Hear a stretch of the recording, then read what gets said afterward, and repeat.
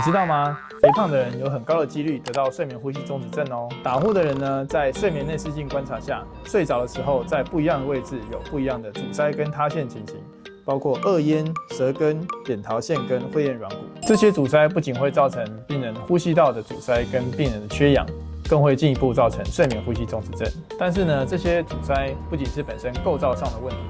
如果呢，睡眠内视镜发现戴牙套跟侧睡仍然有持续的颚咽阻塞，那很有可能是肥胖造成的。所以如果因为这样造成严重的睡眠呼吸中止，那就需要控制体重了。但是呢，如果看到是明显的舌根阻塞，那就很有可能跟解剖构造上舌根比较肥厚有关系。那这时候呢，就需要做舌根手术治疗，并非体重的问题。肥胖是导致打呼跟睡眠呼吸中止症的重要原因之一。肥胖呢，也是手术之后睡眠呼吸中止症复发的关键因素。